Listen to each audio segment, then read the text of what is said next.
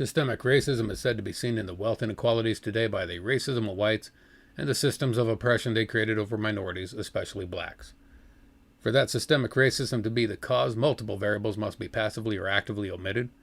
First, let's consider that American blacks have among the lower high school and college completion rates. Additionally, American blacks have the highest rates of single-parent households, which can affect the amount of parental support in finance, time, tutoring, and mentoring, and have the lowest full-time work participation rates. These variables may be offered as examples of the systemic racism that leads to differences in wealth.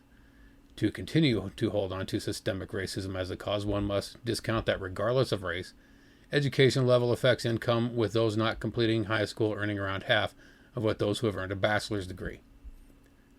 Those who have not earned a high school diploma are on some type of government assistance at rates between 4 and 9 times higher than those with a bachelor's.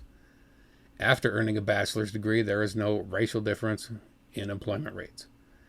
African black immigrants had less in school resources but have more dual-parent households, higher rates of educational attainment, and as first-generation immigrants, out-earn American blacks.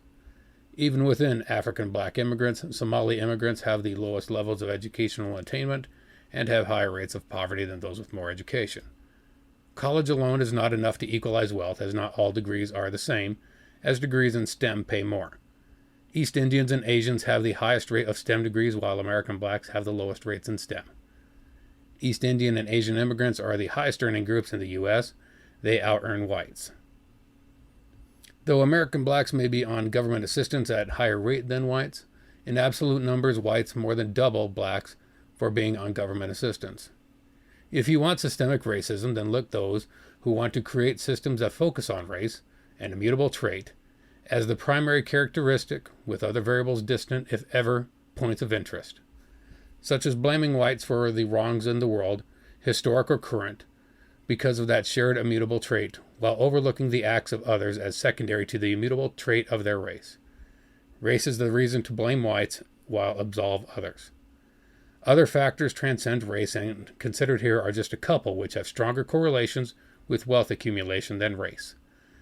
These are just averages across populations at times and show nothing about the next individual one may meet. Individuals succeed and fail, and successes and failures are not static states. There's more to complex systems and behaviors than a univariate interpretation can properly explain.